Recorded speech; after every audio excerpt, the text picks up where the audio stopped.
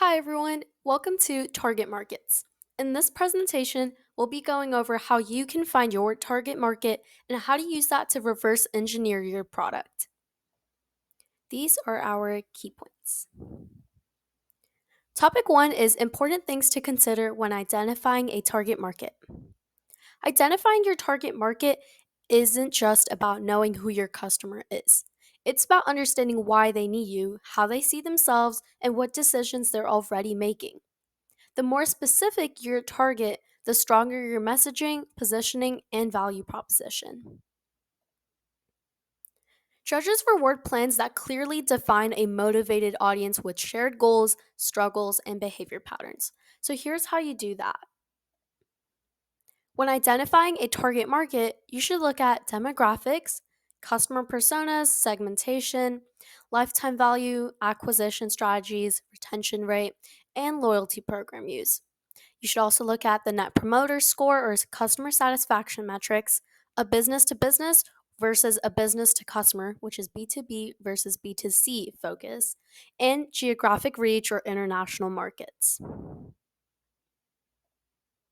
Define this to yourself. Who is your actual audience? Don't just think demographics.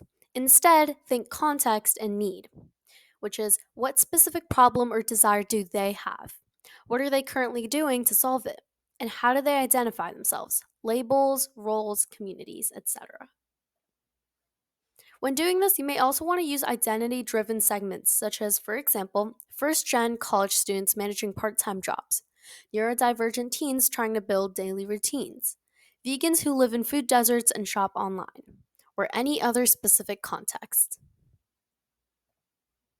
Topic 2 is break the market into micro audiences. To do this, you can break down conditions by segments. Here's the main segments. Behavioral. This is what they do. Watches ASMR before bed, checks LinkedIn daily but never posts, uses 7 productivity apps at once. Psychographic. What they feel or believe, such as seeks dopamine hits, avoids confrontation, values craftsmanship over convenience. Then we have life stage, which is where they are in life right now. Post breakup re enters in new cities. First time pet owners, retired hobbyists starting side gigs. We also have constraint based, which is what's limiting them. Low Wi Fi access, no paid subscriptions, or can't download apps due to storage. These different lenses are going to help you uncover specific use cases and hidden problems that generic tools are often going to miss. The process: analyze, investigate, validate, and estimate. Topic 3 is analyze what do they value. Ask yourself, what are they trying to avoid? Which could be embarrassment, burnout, decision fatigue, clutter, or loneliness. And then ask, what would make them say, take my money? Which would be fewer steps, less guilt, instant relief, or a seamless fit into their day. And then, what trade offs are they willing to accept? Price versus convenience, speed versus customization, etc. A tool to use for this is a value map or value proposition canvas. To do this, map their pains, which are fears and frustrations, such as too many steps, shame from inconsistency, boring UX, or outdated advice. Gains, which are their desired outcomes. This could be things like more free time, emotional peace, a sense of control, or a system that makes them feel capable. And jobs, tasks, goals, or identity driven behaviors. This could be things like planning meals as a vegan mom, avoiding conflict with roommates, or keeping ADHD routines on track. Topic 4 is investigate. Where do they live online? You want to identify where your target market lives online. Find subreddits, discords, private forums, TikTok trends, micro communities such as hashtag clean talk or hashtag budget fashion, and low key platforms such as forums like the Parenting Junkie or specialized Facebook groups. Topic 5 is validate. Are they underserved? For this, you're looking for things like workarounds. Are they hacking together Google Docs, sticky notes, or Instagram saves? Desperation. Are they paying for overpriced or outdated solutions right now? Or neglect.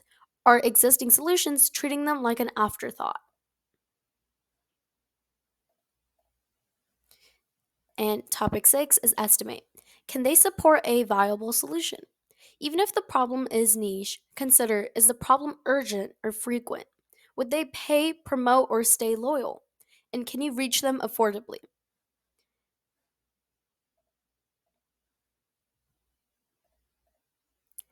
Use small audience modeling, such as if I reach just 500 people paying $10 a month, that's 5,000 MRR, which is monthly recurring revenue.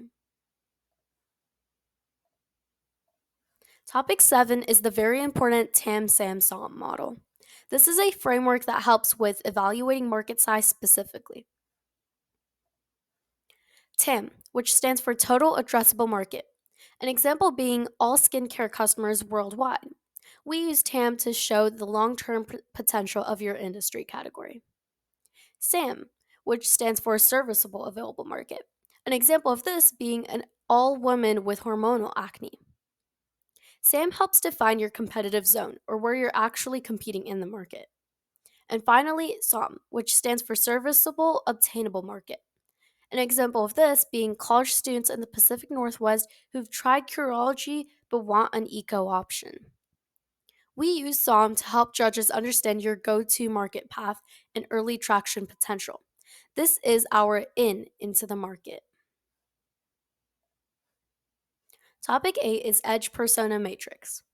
For an edge persona matrix, you focus on extreme or edge case users to reveal hidden needs. Typically, edge users reveal design flaws or unmet needs before mainstream users even notice them, which can then be used to help improve your product.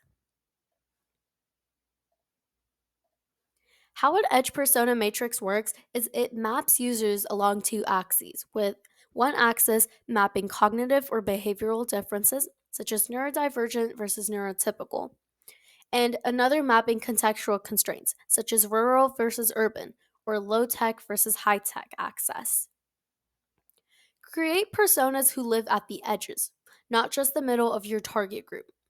For example, tech savvy but lives off grid, or neurodivergent student with poor time perception, or overqualified retiree trying to start an Etsy shop. Topic 9 is the need fragmentation framework. For this framework, you break a single need into hyper specific individual needs. For example, staying focused becomes avoiding task switching, remembering long term goals, reducing digital distractions, and feeling mentally ready to just start. The reason for this is because each of these sub needs can support its own niche product or service.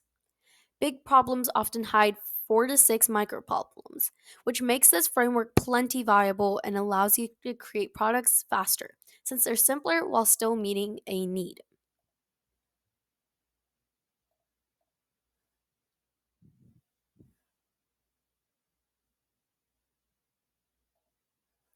Topic 10 is cultural undercurrent scan.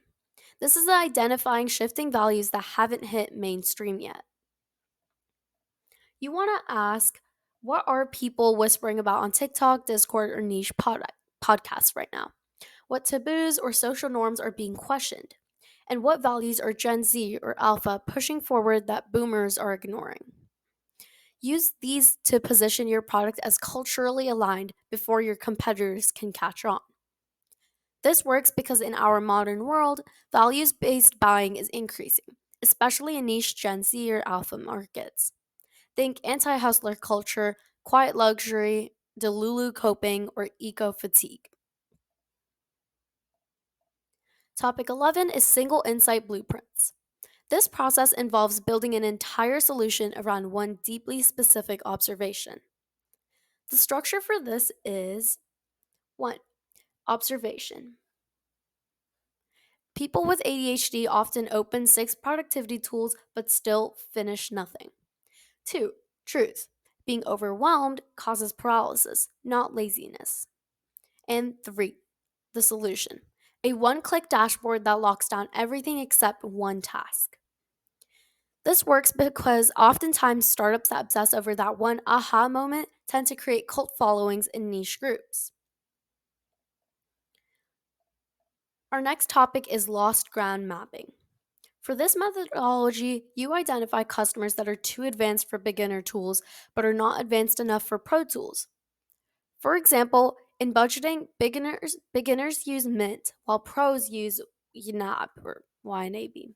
No idea how to say that. Who serves the I know Excel but I hate budgeting crowd. Or for fitness, Couch to 5K is too easy.